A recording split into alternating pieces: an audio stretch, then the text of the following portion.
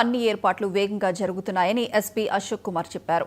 భద్రత విషయంలో ఎప్పటికప్పుడు చర్యలు చేపడుతున్నామన్నారు. దాదాపు 3,000 నుంచి 4,000 మంది పోలీసులతో భారీ బందోబస్తు ఏర్పాటు చేస్తామని చెప్పారు.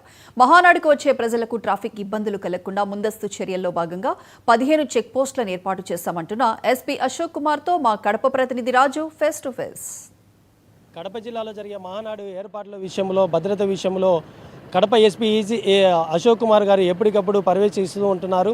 మరి ఇదే విషయంపై ఈ యొక్క పోలీస్ యంత్రాంగం ఎలాంటి చర్యలు తీసుకుంటున్నారా అనే విషయము ఎస్పీ గారు మనతో ఉన్నారు. ఆయన అడిగి తెలుసుకుందాం. సార్ చెప్పండి, ఈ మహానాడుకు సంబంధించి ఈ యొక్క ఏర్పాట్ల విషయం కావచ్చు, ఈ 3 రోజులు జరిగేటువంటి మహానాడుకు ఎలాంటి పోలీసు బందోబస్తు విషయంలో జాగ్రత్తలు తీసుకుంటా ఉన్నారు? ఇప్పుడే ఒక 10 మంది మంత్రుల వరకు ఈరోజు కమిటీ వచ్చి ఏరియాని విజిట్ చేయడం జరిగింది. దాంట్లో భాగంగా వాళ్ళు ఎలాగా దీన్ని కంప్లీట్ చేయాలనేసి చర్చిస్తూ ఉన్నారు. ఇకపోతే పోలీసు భద్రతా విషయాల దృష్ట్యా దాదాపు 3,000 నుంచి 4,000 మంది ఫోర్స్తో బందోబస్తు ఏర్పాటు చేయాలనేసి ప్లాన్ చేస్తూ ఉన్నారు. ఒక ఐజీ స్థాయి అధికారి పర్యవేక్షణలో ఈ యొక్క బందోబస్తు అంతా నడుస్తుంది. ముఖ్యంగా మనకు ప్రధానంగా ఇక్కడ ట్రాఫిక్ మేనేజ్మెంట్, అదేవిధంగా క్రౌడ్ మేనేజ్మెంట్, వెన్యూ ఏరియా చాలా 150 ఎకరాల్లో ఉన్నటువంటి వెన్యూ ఏరియాని మెయింటైన్ చేయడం భద్రతా కారణాల దృష్ట్యా ఛాలెంజింగ్గా ఉంటుంది. దాంట్లో భాగంగా ప్రధానంగా ప్రజలకు ఎలాంటి ఇబ్బందులు తలెత్తకుండా, అదేవిధంగా విఐపీలకు రక్షణ విషయంలో, భద్రత విషయంలో ప్రత్యేకమైనటువంటి జాగ్రత్తలు తీసుకోవడం జరుగుతుంది. దాంట్లో భాగంగా డిఎఫ్ఎండి చెకింగ్ కావచ్చు, హెచ్హెచ్ఎండి చెకింగ్ కావచ్చు, ఏరియా డామినేషన్, కూంబింగ్ ఏర్పాట్లు చేయడం జరుగుతుంది. అదేవిధంగా 150 నుంచి 200 సీసీ కెమెరాలతోనూ డీజీపీ గారి ఇన్స్ట్రక్షన్స్ మేరకు డ్రోన్ టెక్నాలజీని యూజ్ చేసి రద్దీ ఎక్కడెక్కడ ఉంది, ఎటువైపు నుంచి బస్సులు వస్తూ ఉన్నాయి, ఎట్లా మనం క్లియర్ చేయాలనేది ప్లానింగ్ చేయడం జరుగుతుంది. ఇంకా ల్యాండ్ లెవెలింగ్ వర్క్స్ నడుస్తూ ఉన్నాయి. పార్కింగ్ ఏరియాస్ని కూడా ఐడెంటిఫై చేసుకోవడం జరిగింది. ప్రాపర్ బ్యారికేడింగ్ ఉంటూ ఎలాంటి తొక్కిసలాట జరగకుండా, సామాన్య ప్రజలకు ఎలాంటి ఇబ్బంది లేకుండా బందోబస్తు చేయడం కోసం ప్రయత్నం చేస్తాం. సార్, మొత్తము ఈ పోలీస్ యంత్రాంగంతో కూడా రాష్ట్రం నుంచి కూడా చాలామంది లక్షలాది మంది ప్రజలు వస్తున్నటువంటి నేపథ్యంలో పోలీస్ యంత్రాంగం మొత్తం సీఏలు కావచ్చు, ఎస్ఐలు కావచ్చు, మరి డిఎస్పీలు, ఐజీ స్థాయిలో మొత్తం ఎంతమంది వచ్చేటువంటి అవకాశం ఉంది భద్రత విషయంలో? దాదాపు మొత్తంగా 3,000 నుంచి 4,000 మంది ఫోర్స్ని ప్లాన్ చేస్తాను. దాంట్లో దాదాపు ఒక 10 నుంచి 15 వరకు ఎస్పీ ర్యాంక్ అధికారులు ఉంటారు.